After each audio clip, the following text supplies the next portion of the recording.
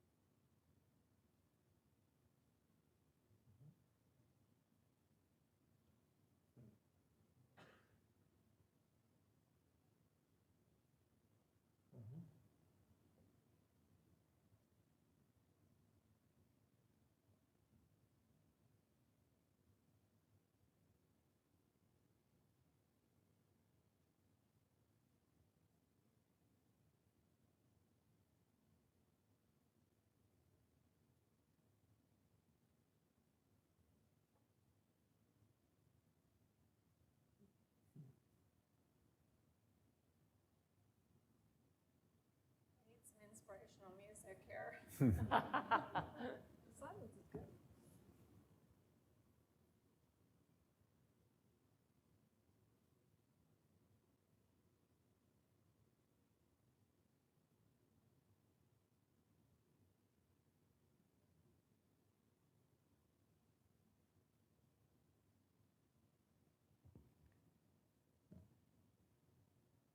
Okay, here we are. Let me introduce our panel. Reverend Fletcher Harper, sitting next to me, is an Episcopal priest and the Executive Director of Green Faith, an interfaith coalition committed to environmental stewardship and social justice. Along with the Vatican's Pontifical Council of Justice and Peace, he organized a multi-faith climate march with 3,000 people to St. Peter's Square following the release of this encyclical to show their support. Dr. Annett is sitting next to him. He is a climate change. He's with the Climate Change and Sustainable. He is a climate change and sustainable development advisor at the Earth Institute, Columbia University, and Religions for Peace. As part of both the UN Sustainable Development Solutions Network and Religions for Peace, he has been working with the Vatican on outreach around the encyclical, both before and after its launch. And finally, Dr. Ellen Dorsey serves as the Executive Director of the Wallace Global Fund.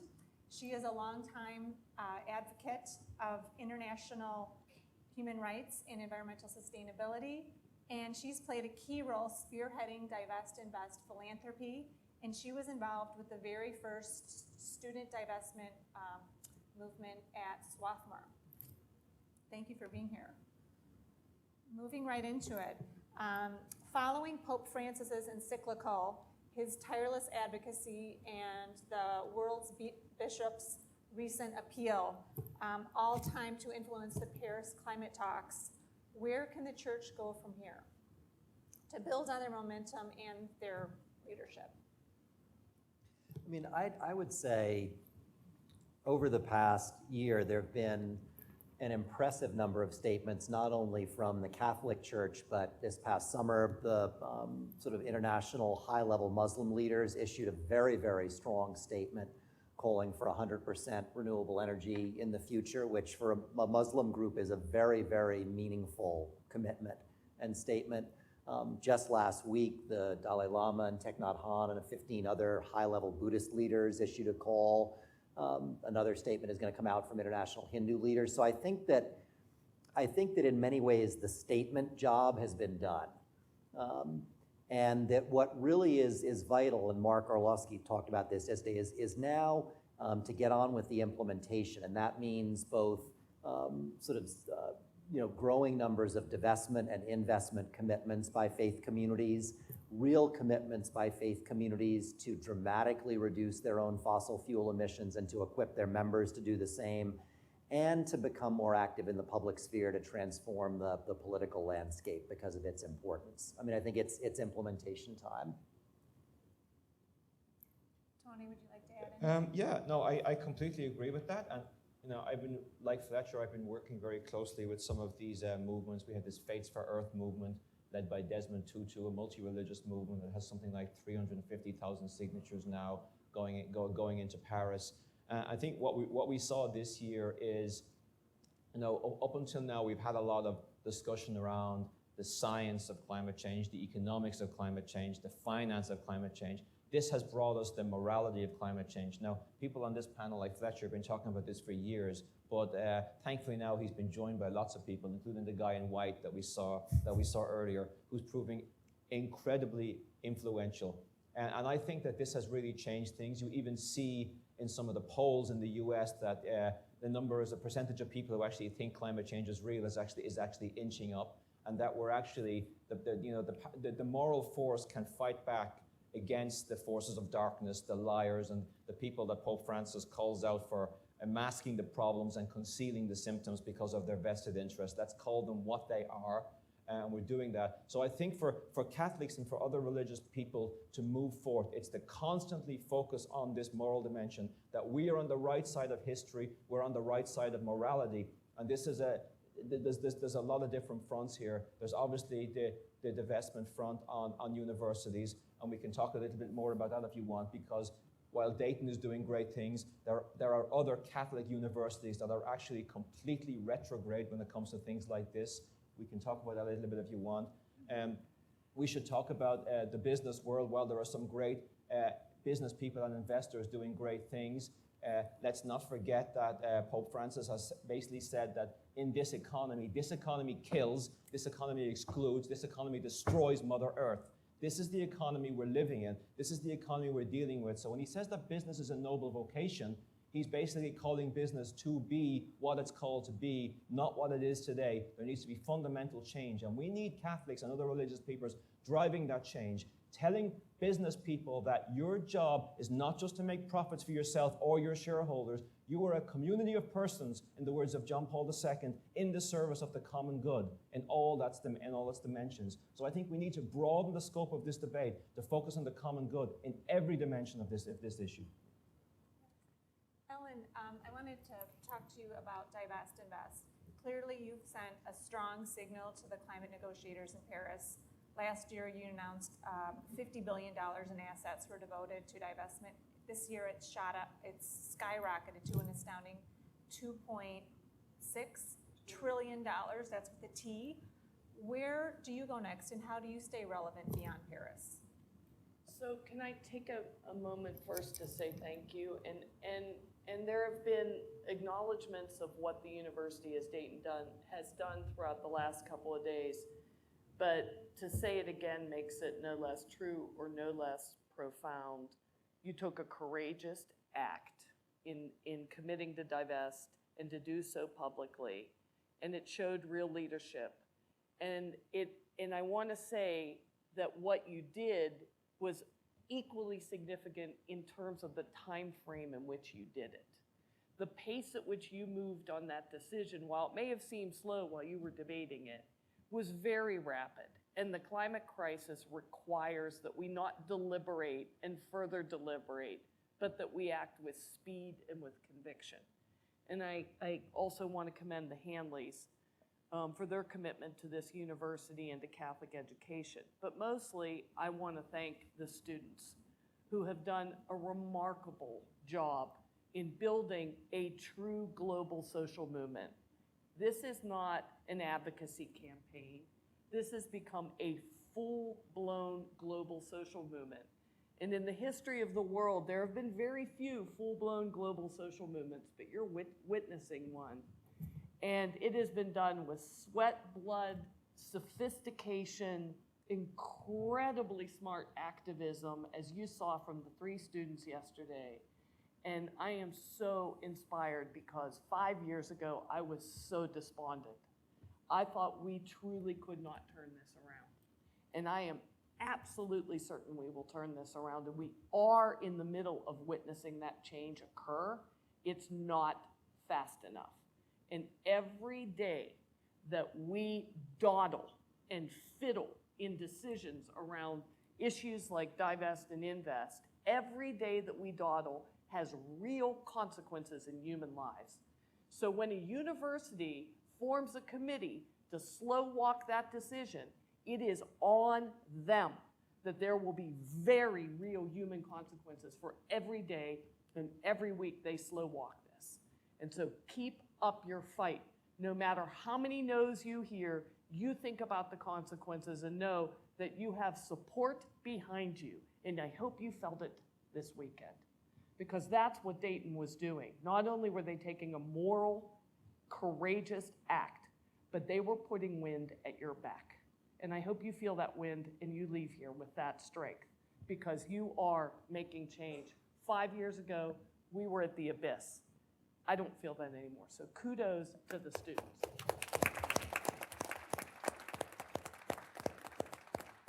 So here's what we know. 2.6 trillion now in assets under management that have committed to some form of divestment. That's real money, have no doubt about that. That is significant capital being moved. However, it's not nearly enough, and it's not nearly fast enough. So we must keep the foot on the divestment pedal. And that's going to be even more true as we march through Paris, because although I am absolutely optimistic that the world's governments will come to some agreement, unlike in Copenhagen, unlike in the past where it's failed, I do believe they will come to some agreement. The question is what agreement and where it leaves us. And it is clear at this point in time that whatever happens in Paris will be completely inadequate to the task of keeping the planet below 2 degrees Celsius. That is not to negate what has happened.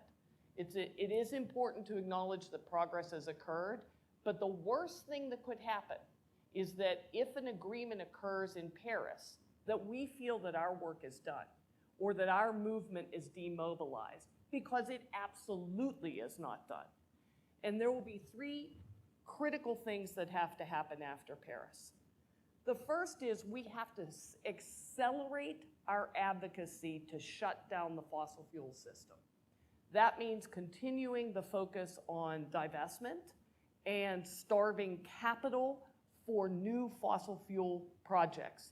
It is unconscionable that any new fossil fuel energy project will go online at this moment in time that locks in climate impacts permanently or for decades to come. Not one penny should be spent on another fossil fuel project when we have enough resources now and can't burn what we have. So every fossil fuel project has to be resisted and stopped, number one. Number two, fossil fuel subsidies have to end. We have to stand up and call out that our government, our money, can no longer be used to subsidize this industry, right? So we have to shut down the fossil fuels, we have to starve the financing, and we have to call upon our politicians to not take money from the fossil fuel industry. If they are taking money in a broken system, then their vote is captured. So we have to call out our politicians and say no money from the fossil fuel industry. So keep the foot on the pedal to end the fossil fuel era. 2, hold the governments to account. Whatever commitments they make in Paris, they have to come home and implement. They can say a lot of great things in Paris, but they will come back to their countries, and most particularly in the United States, we have to hold them to account that they actually implement the commitments that they made and go further, ratchet up those commitments. They won't be sufficient. So it's going to require hard-knuckled advocacy to keep the governments on the right path. 3, we have to accelerate the transition to the next energy economy, and that's going to require a number of things. 1, we have to make sure that it's a just transition. that workers and communities of the extractive sectors are supported in their transition to the next energy economy in a way that protects them and their lives and their families. We also must make sure that the next energy economy doesn't look like this energy economy, and that there is not an economy in haves and have-nots, but that we actually scale up access to energy, access to power for the world's majority in the United States and worldwide. And believe me, that means our capital has to seed those solutions now. We have to be thinking about how to ensure that we lift all boats with this transition. So no more fossil fuels, draw the line, resist them everywhere. Hold the politicians to account, move our money, and let's address energy poverty worldwide. We have an opportunity to be audacious at this moment. Not fearful, but audacious. We must demand bold change, and I'm inspired with the people power of this movement that's gone from students to pews to pension funds worldwide, that we have the power to create that audacious change. Well, speaking of being audacious,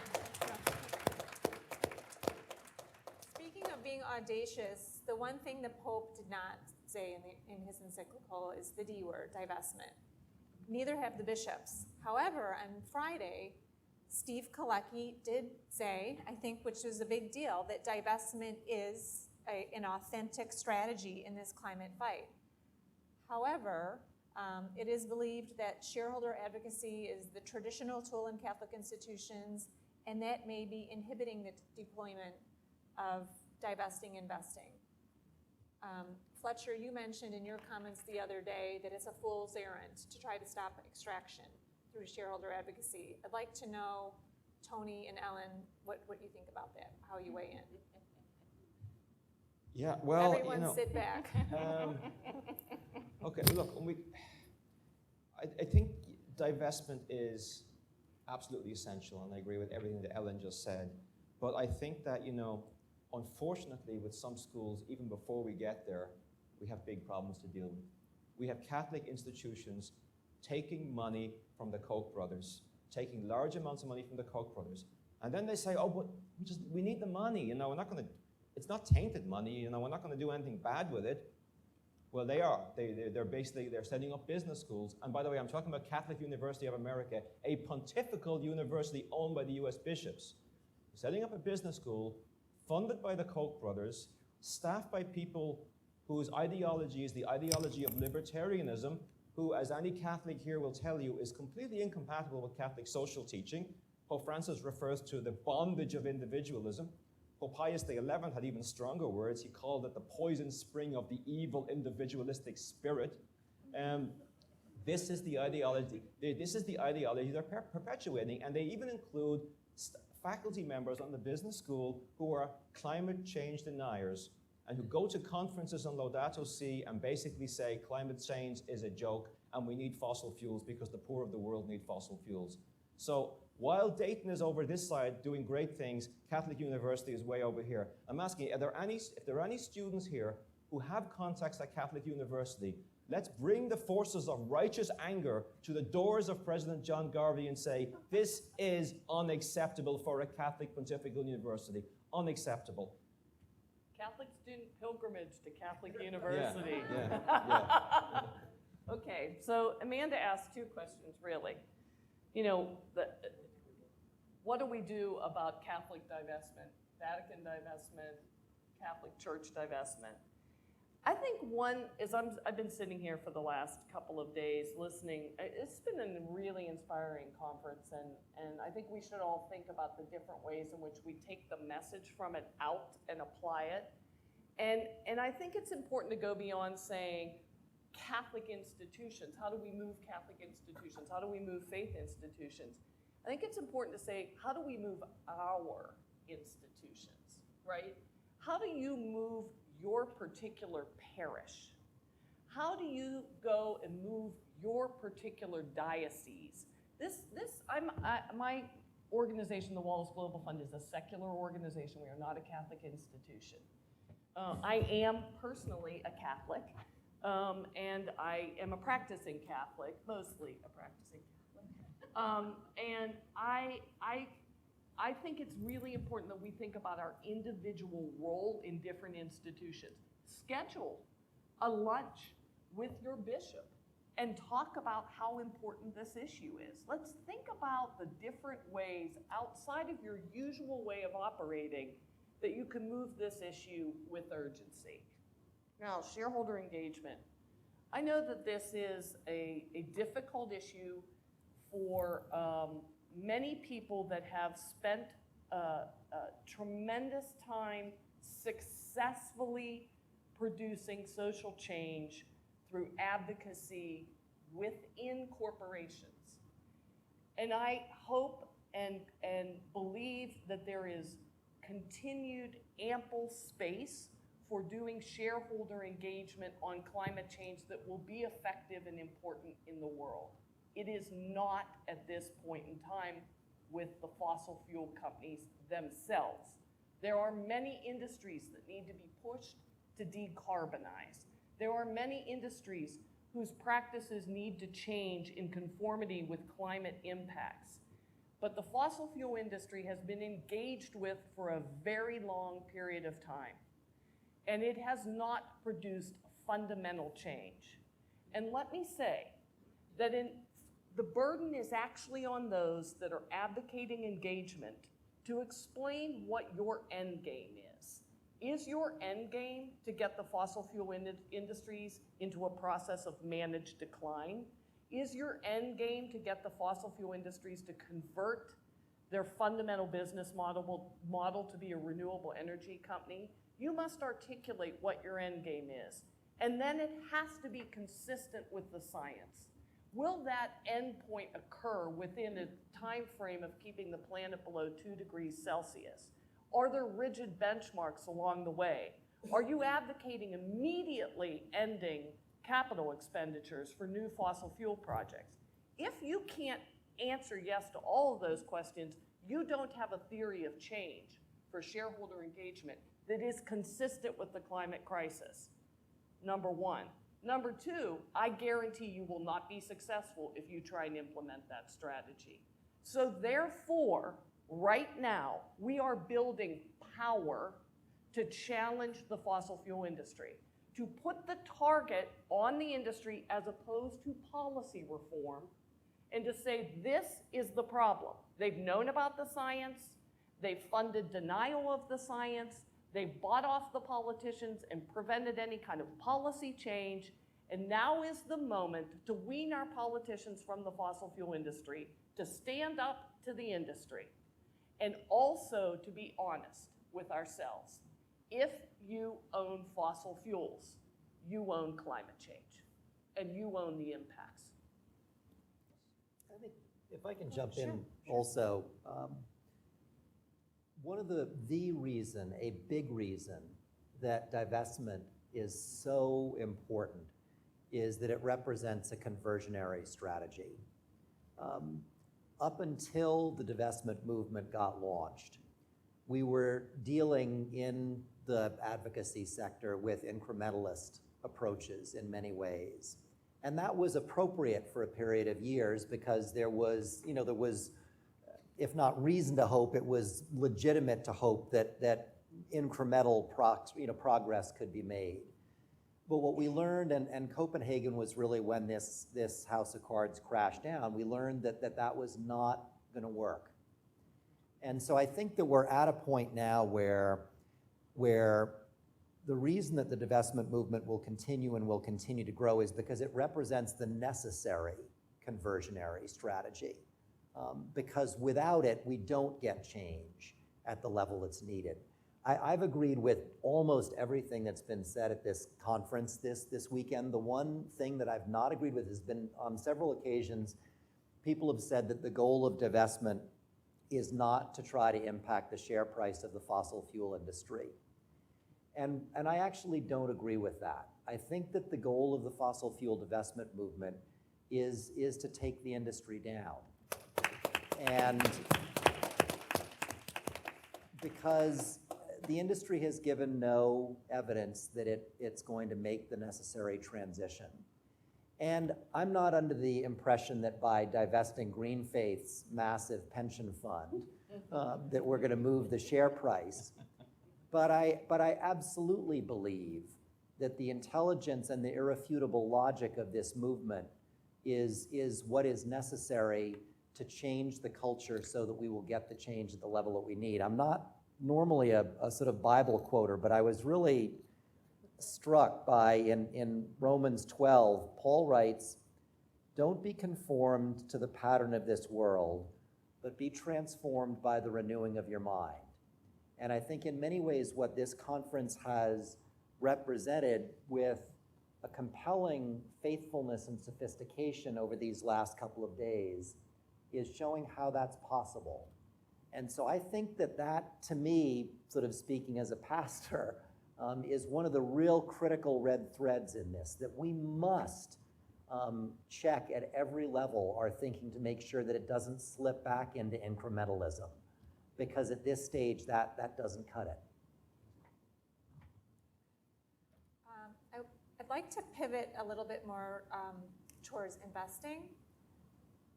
Pope Francis calls on us to heed to the cry of the poor, and energy access is a huge part of that. Ellen and Fletcher, can you talk a little bit more about your power to the people concept?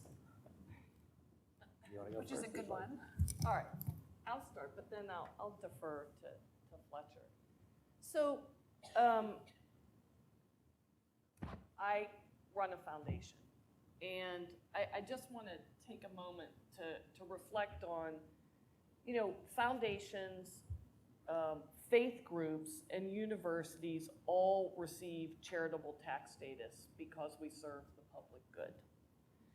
And if you can argue a powerful case that your investments are undercutting global public welfare at an unprecedented level because of the climate crisis, I think it really rises to fiduciary level analysis of your position. And we've organized about 120 foundations now to commit to get 100% out of fossil fuels and to put 5% of their assets in climate solutions. Renewables, energy efficiency, clean tech, et cetera. My foundation is 100% divested from fossil fuels. We're over 11% invested in so-called climate solutions. We're committed up to 20%, actually. And we are moving aggressively to put more than a percentage of our assets into energy access, i.e., bringing off-grid energy, also be microgrid energy, to communities that are either have no access to electricity or inadequate access to electricity. And I have spent a fair amount of time in conversation with Fletcher and Amanda about the opportunity we have at this moment in time to scale up energy access around the world and transform conditions of poverty, to create the pathway to the attainment of the right to education and the right to health through the right to power. And that for institutions like foundations and for institutions like universities, and certainly for institutions like faith groups, to not deploy a percentage of your assets to this challenge means you're not only failing to seed the energy transition, but you're leaving money on the table that could really make a profound, historic transformation in the conditions of poverty worldwide. We have the technology now. We couldn't have done this even 5 years ago. Imagine if every Catholic institution put 1% of its assets into energy access. just 1%, get a market rate of return, a lower market rate of return, wouldn't fundamentally, negligible difference in your portfolio, and it doesn't matter. So, power to the people, Fletcher. Yep. So I think that, the premise behind this thinking is that we know that over the next, 20, 30, 40 years, countries around the world that don't have access to power are going to get it. And they're either going to get it clean and green, or they're going to get the fossil fuel variety. And we know that the humanitarian mission of the fossil fuel industry is to make sure that they get fossil fuels as quickly as possible, because that's what they've said. I mean, that's what the fossil fuel industry essentially says now at major international conferences, is it is their humanitarian imperative to bring fossil fuels to parts of the world that don't have them. Now, we know these energy systems are going to go in, and we know that someone or some group of actors is going to profit from them. And so the opportunity that exists here is for religious groups working in concert with smart, principled, renewable energy and investment people to find a way to bundle these projects together in ways that they meet the risk and return criteria that faith-based investors have, and that create renewable clean energy projects in places in the world that don't have electricity, because all kinds of good things happen when people get access to power. Can I just say, and I also think it's really important that we don't think of this as something over there, that this is also a campaign that can address local ownership and control over energy, and can contribute to addressing the needs of the poorest in the United States as well as throughout the world. Yep. And by religious groups being substantial players at the early stage of this, it creates an opportunity to see different kinds of ownership structures for these energy systems that do not need to repeat the problems that we've had here, but that can be much more community-based and more responsive to the needs of communities, and also create leadership development opportunities for communities that are vitally important and real. So I think that, this is, we know from a number of preliminary conversations with religious investors of various kinds that there is genuine interest in this. Ironically, and with sort of a little bit of a sense of humor, I think some of the religious pension funds that some of us have been beating on for a while about divestment, they may not divest, but to some degree they'll see this as their escape valve.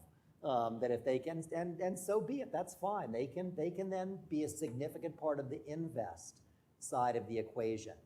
But I think, again, sort of in keeping with this kind of conversionary approach, we need to set very, very ambitious goals, and we need to meet them because we can. And we need to frame this campaign as something that a lot of people can excitedly become involved in. We did a campaign, the biggest religious gathering on the face of the planet is called the Kumbh Mela. It's a big Hindu festival every year. People go to one of the sacred rivers in India, and it rotates from one river to another, and they take a cleansing bath. It's a sort of annual baptism, rebaptism kind of thing.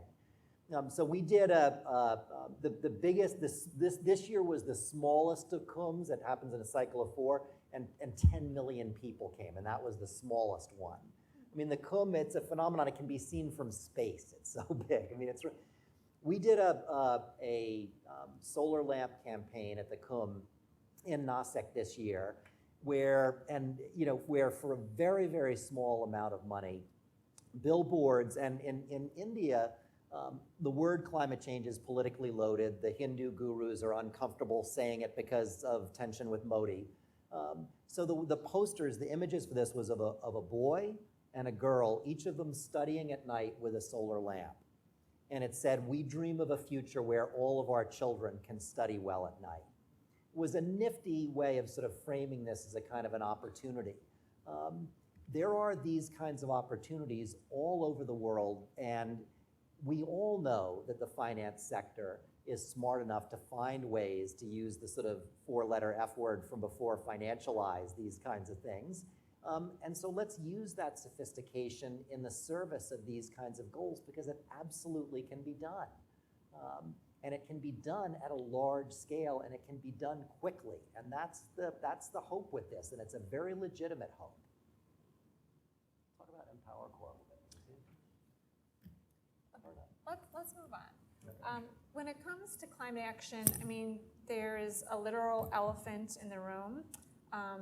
With the upcoming election, our next president will be the make or break president when it comes to climate policy.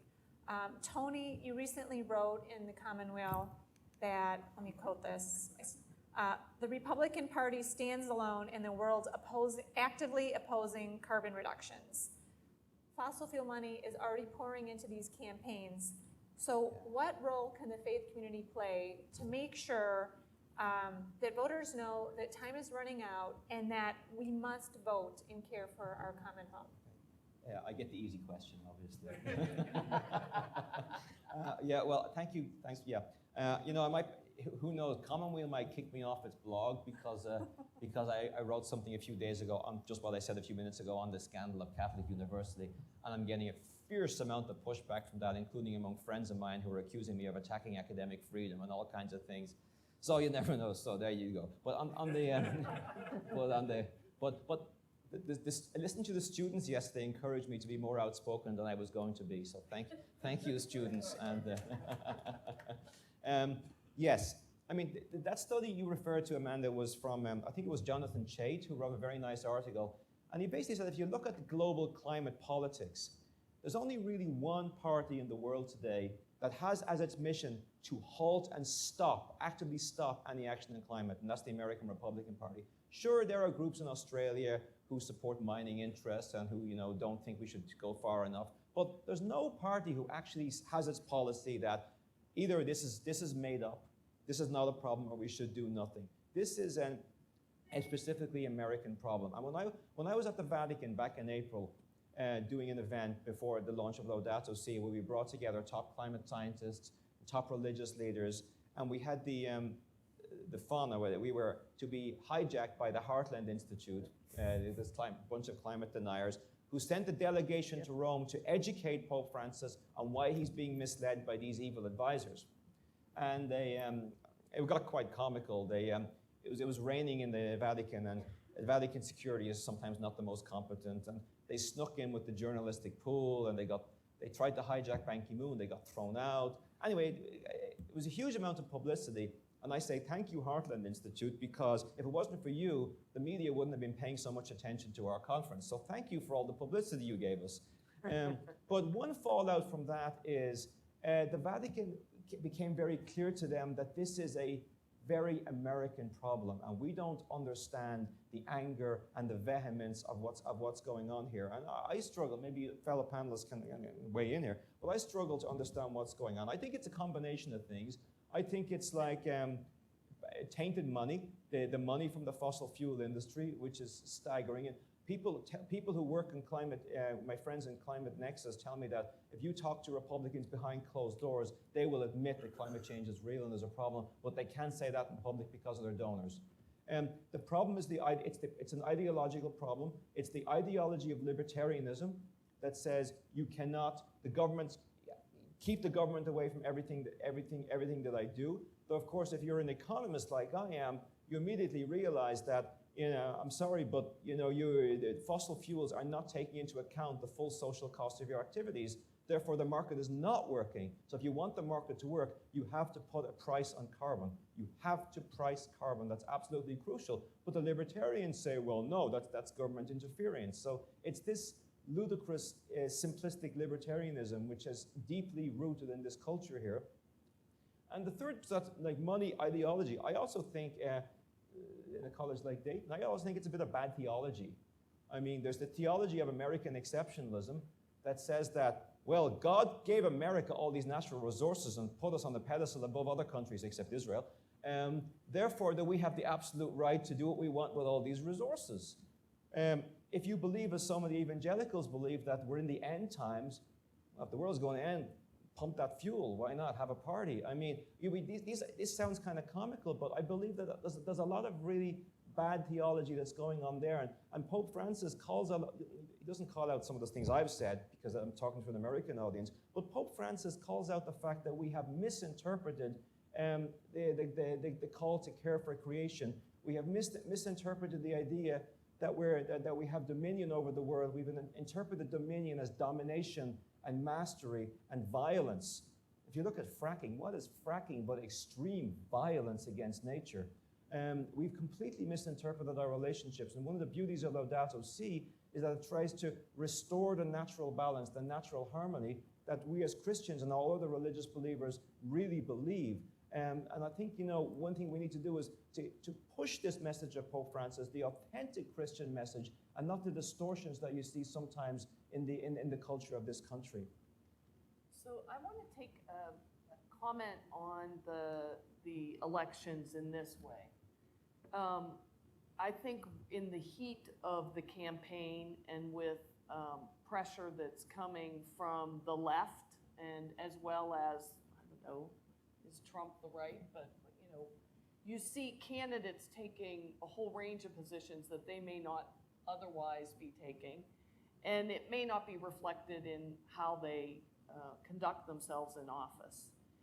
I think there are really two important things that we need to be looking at. And the first is the whole issue of money in politics.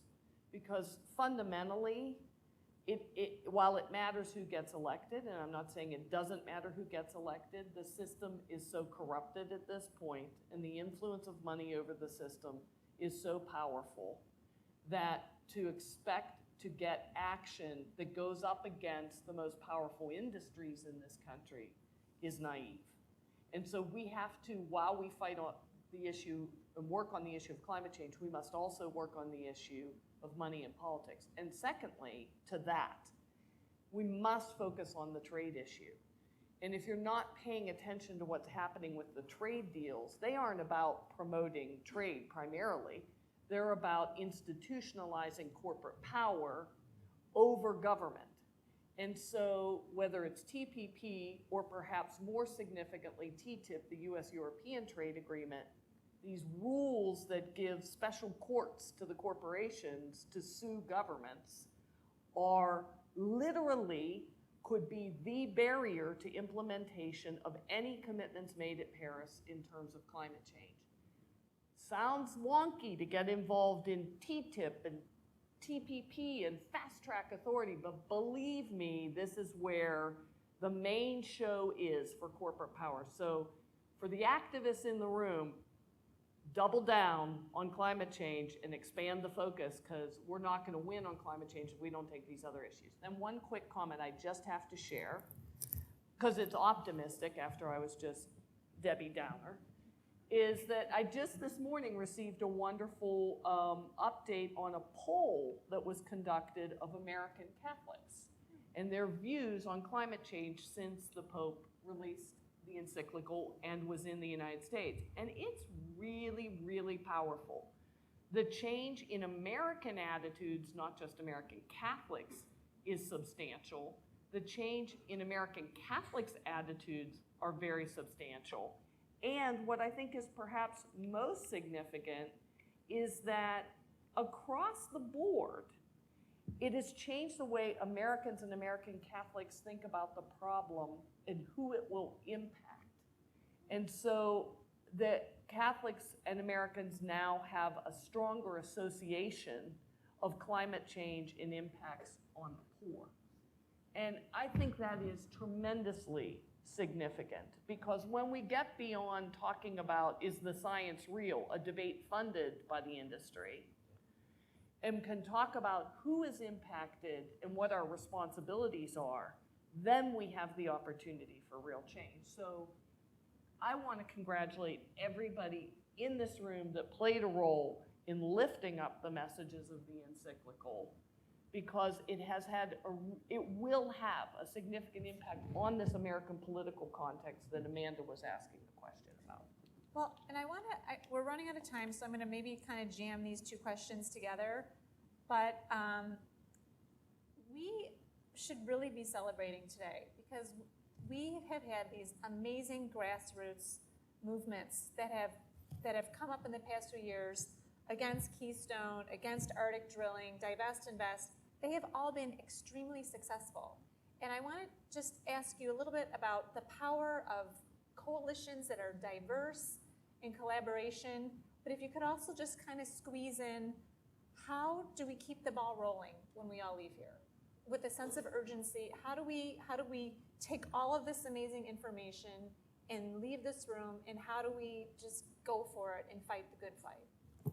I think one thing that's critical is that, and this is something that we're quite focused on, is increasing engagement with African American and Latino communities around these issues, specifically through the lens of green jobs and environmental health. The green jobs movement sort of had a meteoric rise with Van Jones's book and with the sort of onset of the Recovery Act, but then when the Recovery Act funding sort of went down and disappeared, the green jobs movement really deteriorated quickly. And what we've found very consistently is that while there's been a real absence in many ways within faith communities of strong leadership on climate issues in relationship to African American and Latino faith communities, that when you bring the green jobs piece strongly into the mix, that there's a very high level of responsiveness. And so I think strategically, that's a critical way to build new momentum. And I think the other piece in terms of building momentum is that the religious environmental movement, I think, needs to have a very distinct strategy for building a center-left religious coalition, where you take the divest and the sort of sharp edge of the spear and build a sort of much more activist kind of movement. But then you also take the extremely solid research that's been done about how to reach moderates, religious moderates on climate change by communicating about stewardship, by communicating about the earth as a gift that we're responsible for, about the importance of maintaining a balance that's a divinely ordained balance. I mean, all of these are tested communication frames. And what's missing there is not the research about how to do it, but rather the resources to do it consistently at a meaningful scale. We're able to get funding, by and large, for our outreach to evangelicals about every 4 years or so when presidential elections roll around. And evangelicals aren't dumb. They know when they're being pandered to. And that's not a sustainable strategy in the long term. I mean, Dan works with this with his work with the sort of very mainstream Catholic community, which is so important. So I think that sort of center-left approach is something that we need to be conscious about and consistent with. Yeah, I also think there's a lot of reasons for optimism this year. I mean, Ellen already talked about some of them. But on the political level, this year, what we've had this year, we've had the G7 commit to decarbonization by 2070, the G7. We've had the US and China reach an agreement. Because remember, for the past 25 years, even though the US signed the UNFCCC treaty and the Senate endorsed it back in 1992, they haven't done anything. And the main excuse was, well, why should we do anything when China's not doing anything? That's now off the table because China has actually committed to do something. So we have all these so now pretty much all the major countries of the world have committed to do something. And we know COP21 in Paris is coming up in a few weeks, but also in September, and nobody's mentioned this yet, but in September, the 193 nations of the world chose to transform the way they view economic progress by embracing the concept of sustainable development and the Sustainable Development Goals, which is really 3 pillars: economic, social inclusion, and environmental sustainability. Now, we don't hear much about that, maybe because it's early days, or maybe because we're just too cynical. But really, if you look at what they've done, whether they know it or not, all the countries of the world have embraced this framework. So we can no longer think about business as usual going forward anymore. We need to focus on implementing these 17 Sustainable Development Goals. And we can do it. We have the technology to do it. We have the resources. Somebody estimated that implementing the whole Sustainable Development Goals, not just the decarbonization part, would probably cost 3 to 5 percentage points of GDP a year. 3 to 5%. That's not that much. How much has the military been? How much is spent on military every year in percent of GDP? Probably more than that, right? How much more could we get from getting rich people to pay the amount of taxes they used to pay in the past? Things like this. So we can do it. We just need to. We can do it. We've agreed to do it. We just need to keep the pressure on. And this sustainable development encompasses decarbonization. It encompasses health, education. It encompasses energy access for the 1.3 billion people who don't have electricity today. They need to get it in the right way. So I'm optimistic on the political level that this can get done. But as you know, the fossil fuel industries and the libertarians are lobbying hard. They're lobbying governments, they're lobbying bishops. We don't have the money. We don't have the, well, Ellen has the money actually, but the rest of us don't have the money. But we need to be out there lobbying and pushing and making sure they hear the moral voice constantly. So Amanda asked a question that has like my two favorite words in it, you know, movement and urgency. I really want us to reflect on that word movement. We have a climate movement now. And we have a climate movement that is about people and about lifting up those most impacted and standing in solidarity with their issues of social justice. And that movement, which has taken on Keystone, has taken on Shell in the Arctic, which has lifted up and carried the divestment campaign forward, has taken on the world's most powerful actor. Let's be clear. The fossil fuel industry is the world's most powerful actor, more powerful than nation states. And this movement has fearlessly targeted that actor and changed the debate, broken open scrutiny of that industry in everything from its business model to its operations to its deceit of the public to its political machinations, which is paving the way for the climate liability that's happening and will unfold, and is changing fundamentally the game. This movement is winning. And it's a movement that is led by great organizations represented in the room, 350 and others, but it's way beyond one organization or 10 organizations' work. It is carried on the shoulders of individual activists in their communities, targeting their pension funds, moving their faith groups, moving their universities, moving foundations. And so I truly believe the world changes with only one thing, and that is people power. And as trite as that sounds, it's as real as it gets. And what we have to do is figure out in all the ways we can to lift that movement up by joining it, by funding it, whether it's a nickel or $5 million, by fearlessly standing behind those that are literally cuffing themselves to fences and being all in. And I want to say that this movement is successful because of the urgency of the moment. The science has set very hard boundaries in terms of the time frame in which change can occur. Unlike any other movement in the past, we have a hard stop of where we need to be successful. Slavery was urgent. Apartheid was urgent. But there was not a scientifically bound moment that we are now confronting. So that must accelerate our efforts. And I think one thing that has absolutely helped accelerate our efforts is social media.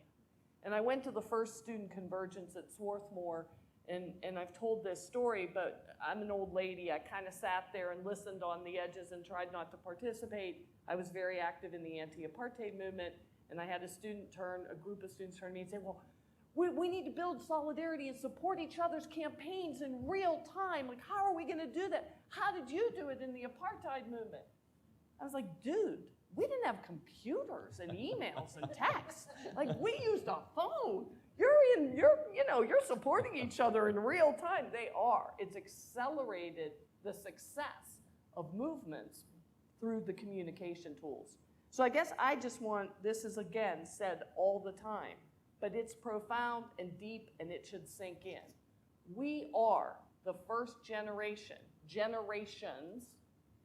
who fully comprehend the problem. We are also the last generations that can do anything fundamentally transformative to stop the worst impacts. in world history time. That's a burden we all carry, and it's a burden we have to take out of here. And I commend the university for having this conference, but the university itself has to continue to proselytize what it's done, and I hope that you remain committed to doing that.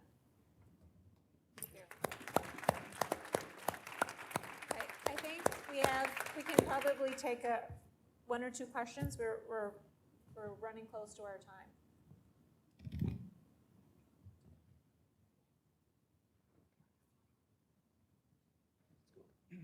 Thank you for a great panel.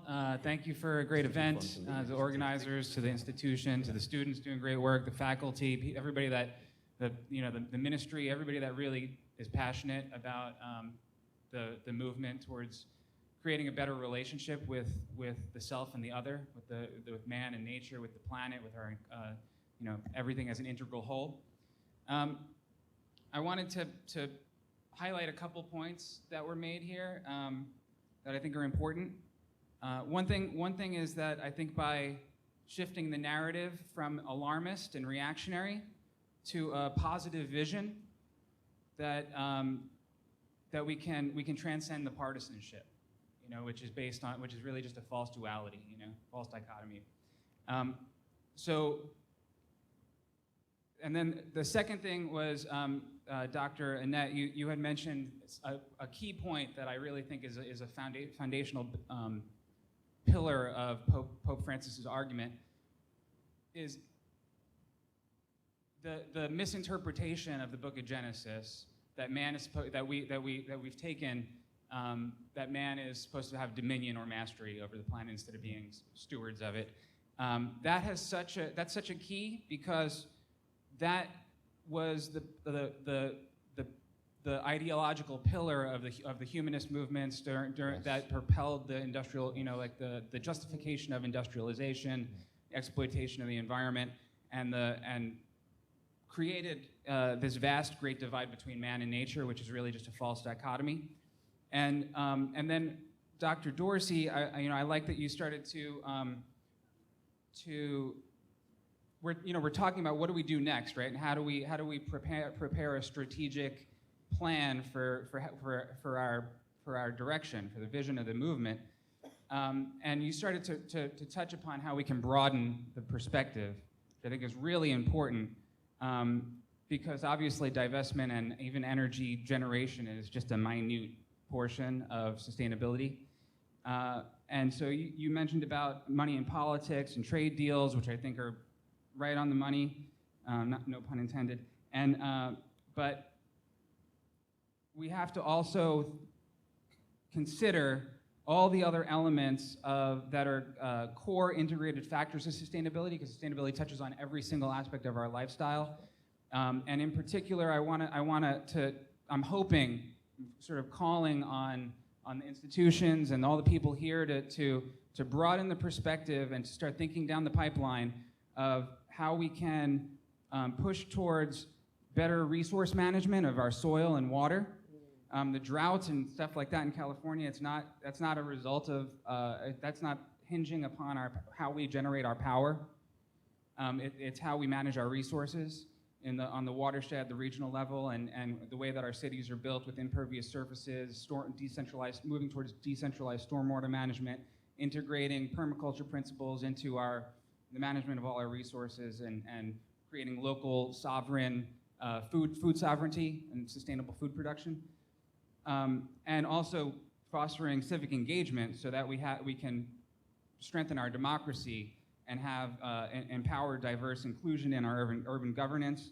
So, to me, I feel like the bold spiritual renewal that we're being called towards is one where we recognize that we want to be lucid living in the present moment. We don't want to be alarmist or push the snooze button. We want to actually wake up, and we want to be living in the present moment with the vision of a truly integral ecology, which is not just about our energy production. So I apologize for the long-windedness of that, but I'm hoping that we can broaden that perspective. Good point. Definitely, yeah. All very good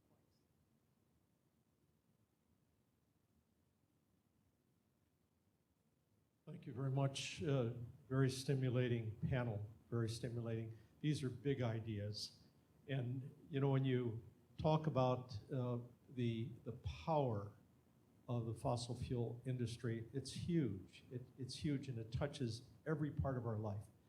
One of the things that I'm taking away from this conference is something that Dr. Kalecki said the very first night. We have to work on all these levels. We have to do what we can, where we are, with what we have, with the influence that we have. But it really comes down to conversion of heart and the commitment that we have to changing the way we live individually and then influencing the publics that we can touch. So that's a real challenge, and that's something that we can challenge those that we associate with. Wonderful, wonderful panel.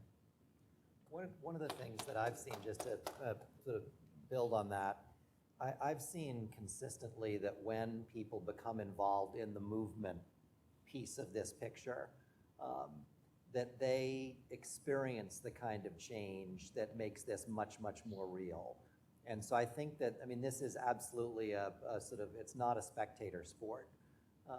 This is something that we need to find and create more and more structures for people to get involved in the movement. I mean, I think that's one of the great gifts that 350 gave to the world, frankly, through its sort of explosive arrival on the scene was a chance to get involved in this kind of transformative space. And I think that we all need to be figuring ways to try to make those opportunities available and then getting people into them.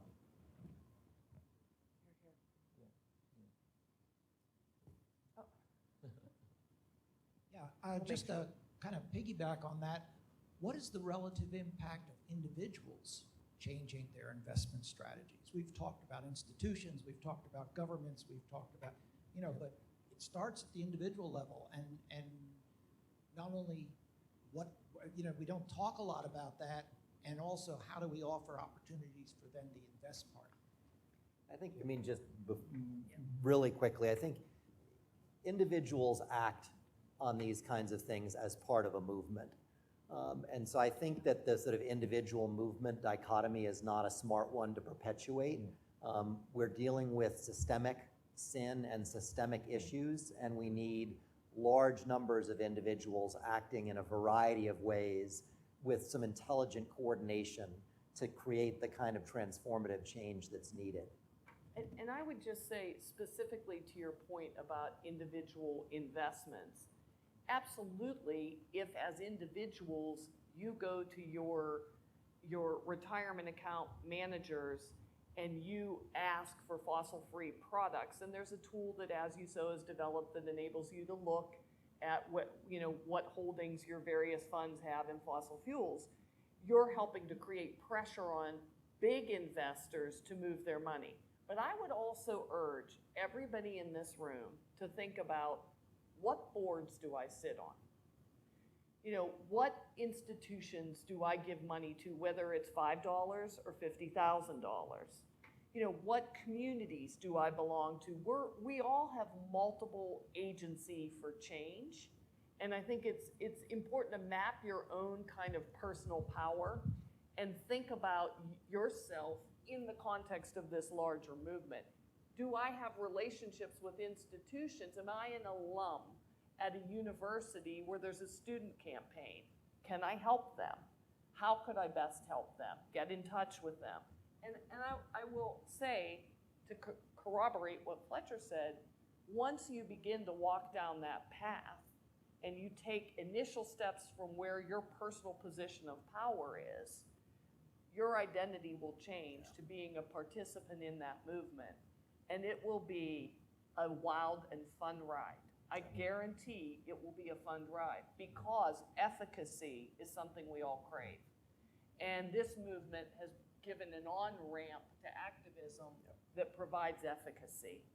And this is an overwhelming issue. It could be so daunting because it's apocalyptic, that being part of that movement, having that identity, is a way to really grapple with how overwhelming it is. And power is infectious.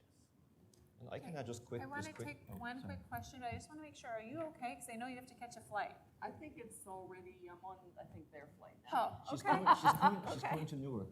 I'm coming to Newark. Okay. So, my name's Danielle Fujer, and I'm with As You Sow. And I want to just emphasize or underscore the importance of individual action. And with regard to investment, so we have a tool called fossilfreefunds.org, which allows you to look into your mutual funds and see what kinds of, whether you hold oil companies or other energy companies or coal companies. And so you can see. But my larger point is that as individuals ask, let's say you're with Fidelity or you're with another one of these groups, every time an individual calls up their fund and says, I'm looking for a fossil-free fund, I am looking for a socially responsible fund, that matters. And I think that people don't understand how much that matters, because we are now seeing the black rocks, some of the largest institutional investors saying, you know, well, we get 200 calls a month on these issues. And so now they're at the table creating these funds. The market demand, it doesn't take a lot of individual action to actually change the system. And so every one of your calls matters as a way of changing that system. And so I think that that call to action on an individual level is fairly easy to do. And if we do it collectively, we can change things much more quickly. We have a question. No, he's Oh, had his hand up the whole time. Yeah. Thank you. I'm glad to finally get a hold of a microphone around here. That means it has to be a good question. All right. Ellen Dorsey, thank you for bringing up these trade agreements. And you talk about the Trans-Pacific Partnership. That's now been released after negotiating privately for about 6 years. And it's in final form. It's heading toward Congress. It's going to be 40% of the economy. And these corporate rights that will be given could stymie climate change, as you well point out. But also there's another agreement between the United States and Europe. Yep. And over in Europe, especially in Germany, must be 250,000 students and others protesting against a trade agreement. Well, in this country, I haven't seen a student anywhere. All right, and plus the media here will not cover it.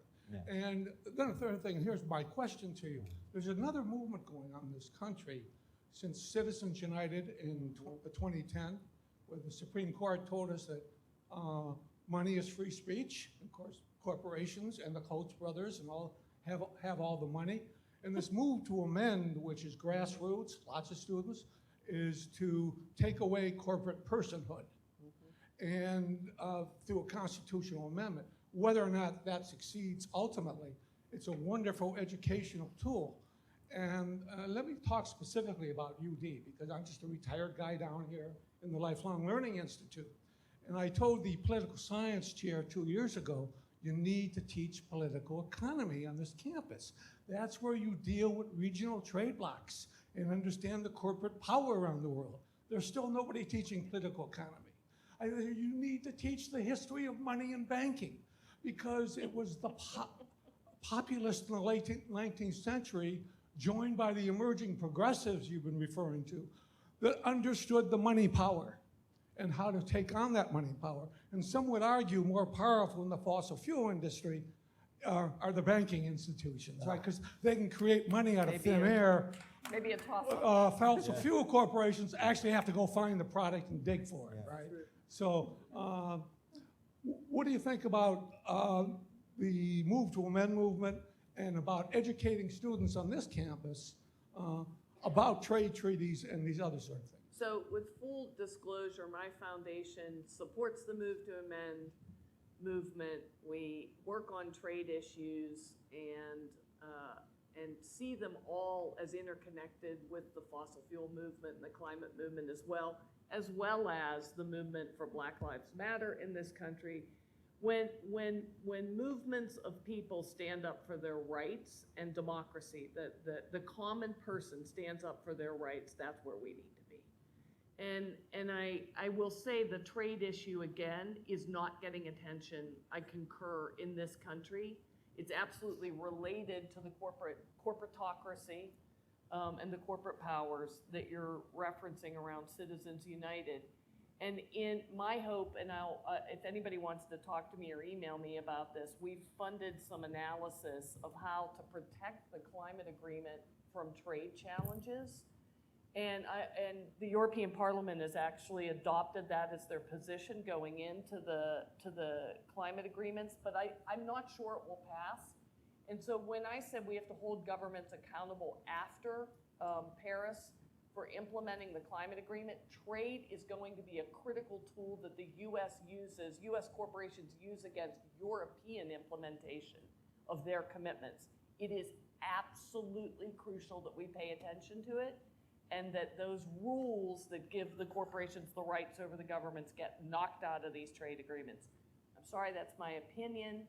I'm sharing my opinion. If you would like more information about it, I would be happy to give it to you, but you ignore this at our climate peril. Okay, and we will take our last question. Hello. No pressure or anything. This is the last question. So thank you so much for all of you. It's been so inspiring to be a young professional who has been studying impact investing and working in impact investing since the start of my career. And being a young professional who has been working within a larger investment bank, I've always been faced with the issue of making a change and believing in impact investing and fighting my superiors and saying, hey, this is just smart business. And I've seen how this has grown over the past years, and it's from people like you who have made this crucial and fundamental to their investment philosophy. So I just want to say thank you, and thank you for instilling the perseverance in young professionals like me to keep going and keep fighting for impact investing, because it does make sense. So my question is, how do we bridge the gap between young students and young professionals and young consultants who are now working on the other side of things and helping these institutions invest sustainably? How can we bridge the gap between the next generation of consultants and innovators like you? Well, I could just say something, an anecdote there, because it just shows how the uphill battle it is, because I'm going to be very careful to mention no names in what I say here, but a friend of mine is a young guy in his 20s, very dedicated to sustainable investment, and he really believes that the future is going to be about investing in sustainable infrastructure in the developing world, especially for climate mitigation, but also for more development in particular. He found out that one of the major investment banks was actually setting up an initiative for infrastructure investment. He went in for an interview and all excited about this prospect. He had 50 pages of handwritten notes of things he wanted to talk about. And they basically said to him, well, it's really about making money for our company. And you realize that the money is in fossil fuels. And that's where we're going to do the investment. And you also realize that we don't invest in poor countries because there's no money there. So it's US and Europe. So he basically walked away. And, we used to argue back and forth because he was always much more, as somebody said, you cannot solve sustainable development with philanthropy. You cannot solve it even through taxes. You need private capital to do it, given the flows. And that's absolutely true. But it's a real uphill battle if they think that if the focus is only on, again, we saw this again with the global financial crisis. We saw Benedict tell it in Caritas and Veritate. If the focus is only on short-term financial gain, we've lost already. And I think that's the thing. We have to understand that the financial industry also has a duty and an obligation towards the common good, towards the long term, and towards sustainability. I think that I come back to the movement building dimension of things. The magnitude and depth of change that's needed is such that the only thing that works is a very thorough cultural and political transformation. And that happens by institutions in every area of society, educational institutions like the University of Dayton has done, faith-based institutions, groups within business, taking these issues with the seriousness that they absolutely deserve and figuring out how to transform their sectors. And I think with an emphasis on the sort of transform.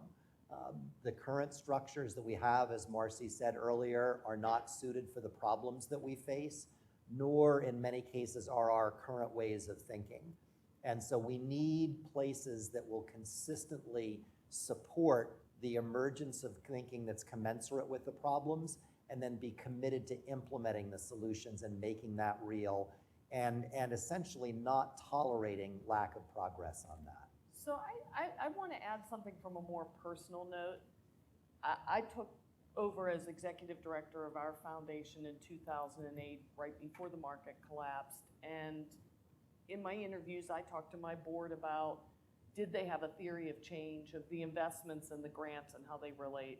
They said, well, we know we should, but that's a later issue. Market collapsed.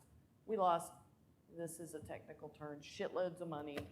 And it gave us an opportunity to revisit the question of how we invested our money and its alignment with our mission. And I will tell you that, so we began immediately getting out of fossil fuels. We started our process in 2009. We have many other goals with our investments, value-based goals with our investments than just fossil fuels. And the process has transformed our institution. I could talk in many ways how it transformed our institution, including saving a lot of money, and not just in the market, but saving operationally because of the cost of the investment structure. But it's enlivened our foundation, and it's brought our investment folks and our board and our staff together in ways that have been very transformative. And I feel that we're not a big foundation, but we have an outsized impact to our size.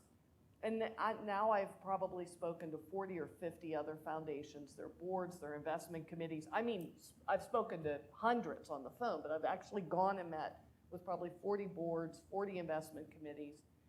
And I've been, in some ways, very disappointed in the philanthropic sector that the most basic truth that your investment shouldn't be driving problems that you ask your grantees to solve somehow escapes my sector.